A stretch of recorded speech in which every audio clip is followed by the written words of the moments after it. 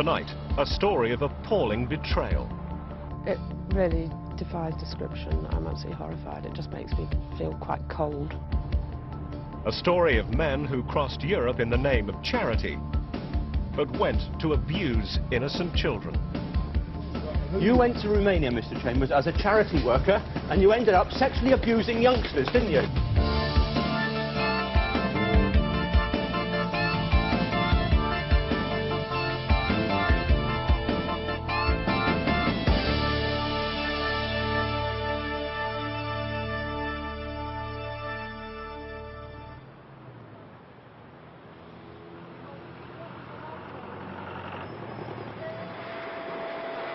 It's 5 years since a revolution in Romania overthrew the tyranny of President Ceausescu. 5 years since the doors were opened on one of the regime's best-kept secrets, the heartbreaking story of its orphanages and children's hospitals.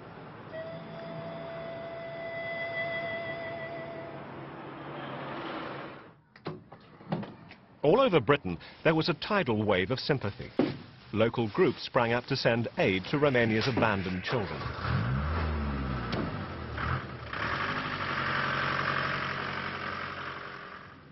In 1991, Lloyd Lyle's Surrey-based charity needed tradesmen for aid projects in Romania.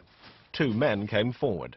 They responded to a public appeal that we made on a local radio station here for electricians and plumbers to go out with us to install equipment in an orphanage.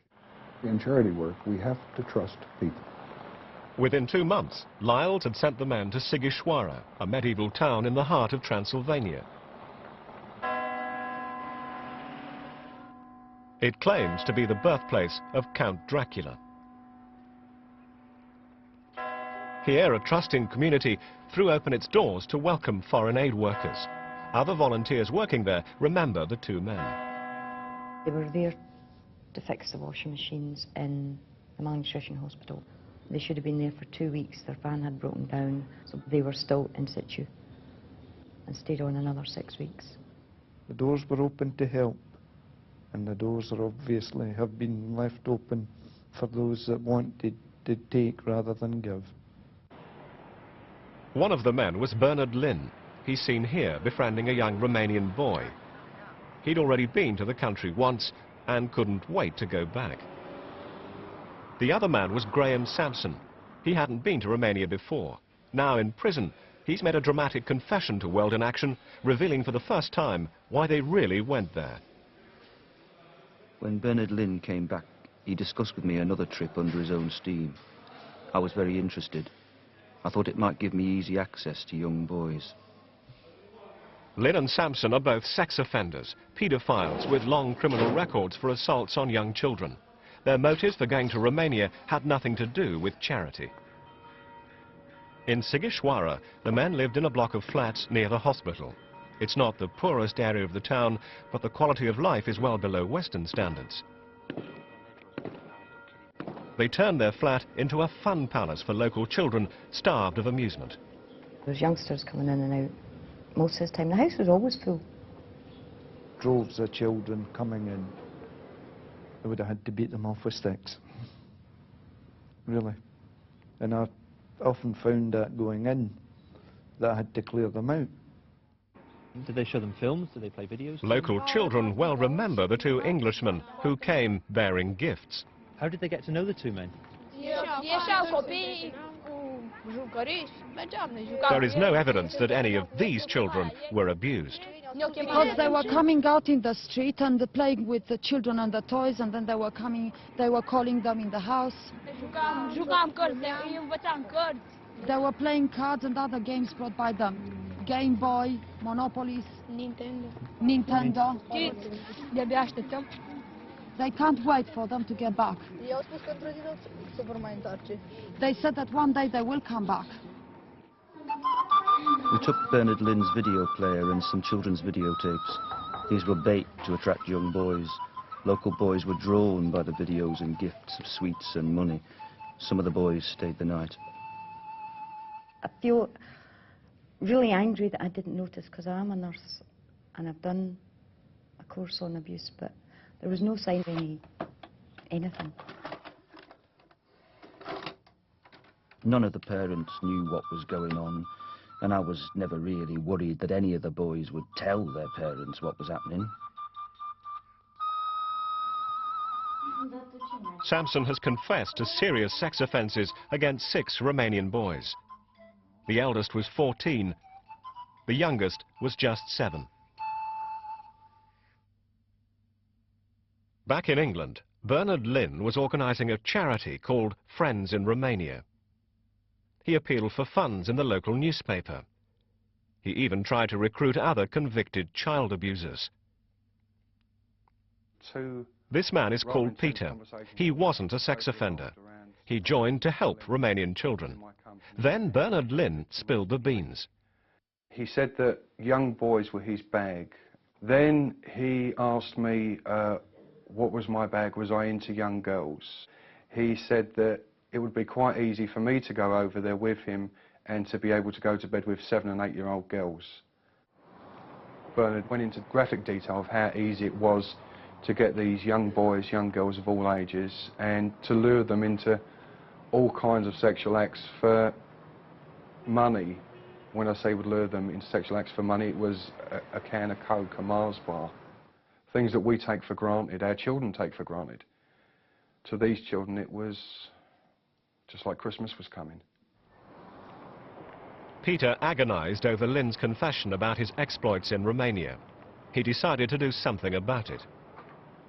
That evening, I went upstairs to check on my children like I normally do. And I got to my little girl, and she was laying in the bed. And she looked so peaceful, so calm. She had no worries, because myself and her mum were there to protect her. She had us there. And then I started to get to thinking about these children that had no one to protect them, no one to speak up for them, no one to stop the abuse. So it was at that point I decided I had to do something, and then I made a phone call to the police down at Crawley. But British citizens can't be investigated or prosecuted for crimes committed abroad. All the police could do was notify Interpol. But Lynn and Samson took one chance too many. They took to Sighișoara 2 young English boys who they were also abusing. They told the boys' mother it would be the holiday of a lifetime. She had no idea the men were convicted sex offenders. Aid worker Stuart McFeet, seen here in Sighișoara with Bernard Lynn, was fed lies about who the boys were.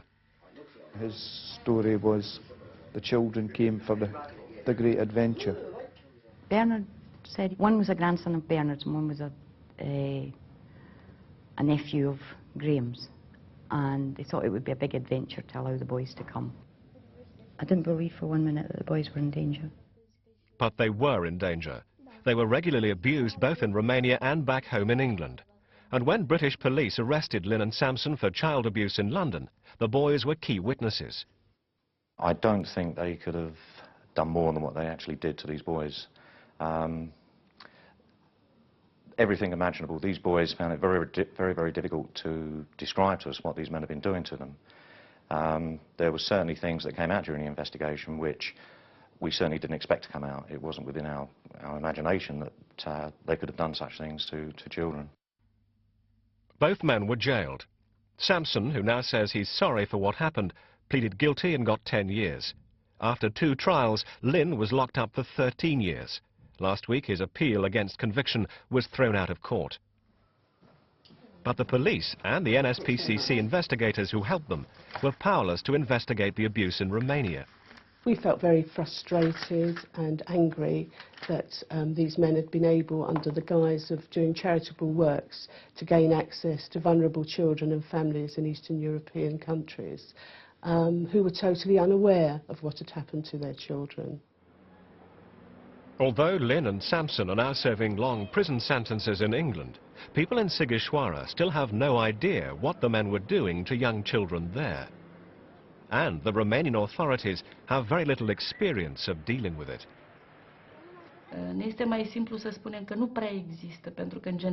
It's easier to say that perhaps it doesn't really exist. Generally, we didn't talk about these things. because we preferred to say that they didn't really happen in our country, therefore they didn't really exist. We're only starting now to organise social services which could take action when these risks become reality. Although Bernard Lynn still has a long sentence to serve, he's already planning to come back to Romania. World in Action has discovered that he smuggles letters out of prison to boys in Sighișoara. He tells them he's in hospital. He sends them money. He promises to return. The danger is that what Lynn and Samson have done will cast a damaging shadow over the huge amount of vital charity work that's still going on in Romania. Verity Main has worked in Sighișoara for the last 3 years. Her work can make the difference between a child being in an institution or at home with its family. This little girl was contaminated with HIV in hospital. Only Verity's support has enabled her to come home. We supply milk and powdered baby food to this family. We also supply vitamins and things like that, and obviously a certain amount of clothing. All the things that perhaps help this family to stay together rather than the children being put into care. They live in basically a one-roomed hut. The floor is basically mud, although the mother makes a great effort to keep the place clean. It is absolutely impossible. But you can see this child is happy at home. She is a lot happier in this house with loving parents who really look after her well, and her brothers, than she would be if she was in the hospital.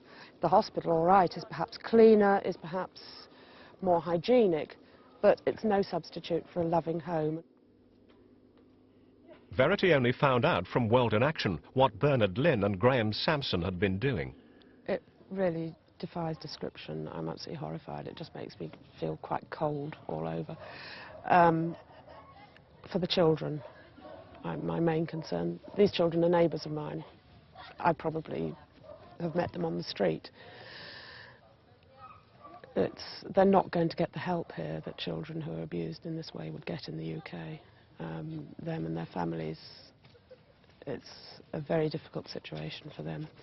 And for volunteers, there are so many volunteers that have come out here to try and help the children of this country, and people come here and abuse the trust that Romanians put in them. People of Sighișoara have given me this trust, absolutely unquestioningly, and for somebody else to have abused that sort of trust that is needed by foreign aid workers, I think is absolutely appalling. But without access to criminal records, most British charities working with children abroad are wide open to infiltration by men like Lynn and Sampson. If we were to approach the police to even find out whether someone who has volunteered to work with us has a criminal record, be it either as a paedophile or as a thief, they are simply going to say, we don't do that. There is no way of checking people. What needs to be done is that the Home Office and the Department of Health, which are the two ministries most involved, have to have a procedure whereby a charity like ours or any other can apply to them and say, here is a person who wishes to help us in Romania. Is there any record of anything against this person? Now, they would have a register, they would be able to say, we advise against this person for that reason, or whatever, and that would be very helpful. It would give us an assurance. Charities can only check criminal records and files on suspect abusers through the voluntary organisation's consultancy service, which has a government budget of just £75,000 a year and is only open to a few select charities. One of them, the NSPCC, insists vetting should be compulsory for all charities.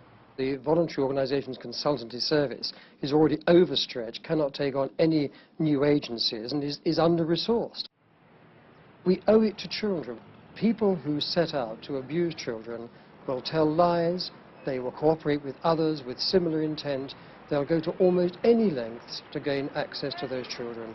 We need the safeguard of legislation to make it mandatory that the checks must be done, they must be recorded before any of these people are allowed to start work.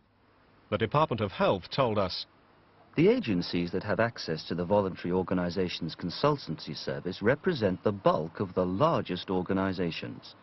The Home Office is reviewing the scope and availability of police checks.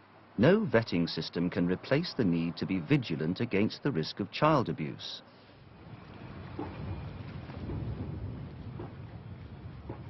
Another case which has frightened charities about the risk of infiltration began here on Humberside. In Grimsby, some local charities found they'd been taken in. Dennis Revel is the treasurer of LinkAid. 2 years ago it was raising funds for Romanian hospitals and was approached by a local man offering to help. Dennis Revel had no idea the man had a conviction for abusing a young child. The man's name was Peter Chambers. He won the trust of staff at a Romanian orphanage using this ID card. This is a fake, total fake. This card he made himself from our headed notepaper. He shouldn't be using it. Did he represent LinkAid in any official way? None at all. He wasn't even a member. From 1993, Chambers tagged along on a number of aid trips to Romania, including LinkAid's. Most were to Arad, in the west of the country. Chambers spent his time in Arad staying with local Christian families. He became close friends with 2 of them. He stayed in their homes and even gave money to their church. They came to like and trust him, especially when he announced that through them he'd found God. Last year, he invited some of their teenage sons to England for a holiday. The boys jumped at the chance. But their holiday became a nightmare. Away from their families, they saw Chambers become a different man. He liked to take pictures, and when we were without clothes on or something, or in the shower, and to some strange kind of things. Did Peter Chambers do things to you that you felt uncomfortable with? Yes, he did. He did. Well, actually, he was touching, some part of the body that, I felt very uncomfortable with it, And Peter asked me to sleep with him in that night, because he told me that he don't like to be alone in the night. And I refused him for the first time, but he asked me again. He became very sad when I've told him that I will not sleep with him. And he became very sad, and I said, all right, I will sleep with you. And we went to bed. And in the bed, he tried to kiss me, he tried to hug me, and I said, Peter, leave me alone. He said, all right. And in the midnight, I wake up, and I've seen Peter Chambers around me, he tried to hug me and to kiss me. And I said, if you don't stop here, and he became very angry. And we sleep then. For 3 weeks, the boys were virtually prisoners in Chambers' house on Humberside. Their ordeal was only ended by an unexpected intervention. Humberside police received information to suggest that 3 young people from abroad were living at a particular address in the Grimsby-Cleethorpes area. Jointly, we discussed that, ran a check through the police computer and confirmed that the person living at that address is already known to be an offender against children. Social services removed the 3 boys and placed them with temporary foster parents, Kathy and Alan Tinnison. They began to tell me how he touched them in certain parts of the body, constantly touching them in their private parts, to the point where one of them was screaming out, please stop it, get off me.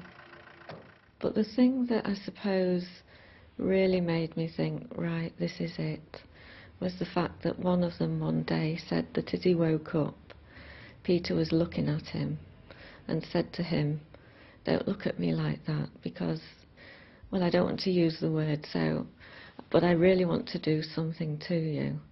And I thought, well, you know, this is not real. This is something really horrible and indecent, and it's got to be stopped. So we decided, you know, that we would contact the police.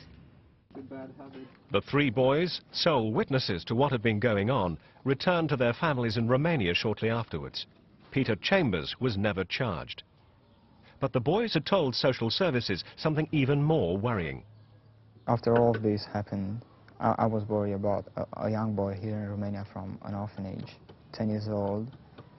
Peter wanted to adopt him. The orphanage at Sintana near Arad is one of the success stories of the Romanian Revolution. Its family atmosphere contrasts sharply with the bleak institutions of the communist regime. It's benefited enormously from foreign aid and was frequently visited by volunteers from Grimsby, including Peter Chambers. He did say he would like to adopt one of the children from the orphanage, and the particular boy he did name, but today I couldn't give you his name. He suggested he was around 10 years of age. But he seemed keen to adopt this young boy, did he? Oh yes, very keen. Someone of my staff know him, and he was occasionally in our institution. Staff at the orphanage also remember Chambers talking about his desire to adopt a particular little boy. But they had no reason to suspect anything. They knew nothing about his criminal record for child abuse, until World in Action handed over the evidence. Well, it's an incredible story. This man don't come in our institution. It's finished. He became close to one boy in particular and told some people he wanted to adopt him. Will he be able to adopt him? Not at all. Not at all. People who offend against children in this way tend to repeat such offences. And that's why we deal with it so seriously. It is therefore highly probable that should a 10-year-old boy have been brought over here by this man, that boy would have been subject to serious sexual assaults, which could have led to almost anything. I mean, horrific thoughts, things that none of us want to dwell on. Sadly, things which my staff see day by day. But whatever, very seriously, this child would have been at major risk. Mr. Chambers, good morning. We're from World in Action. We're making a programme about how people pose as charity workers and go to Romania and end up abusing children. That's what you did, isn't it, Mr. Chambers? 3 Romanian boys were removed from your care by social services because you've been routinely abusing them, weren't they, Mr. Chambers? You went to Romania as a charity worker. You brought 3 boys back here and you abused them, didn't you, Mr. Chambers? I don't know what you're talking about. And what about the 10-year-old you wanted to adopt, Mr. Chambers? What was in store for him?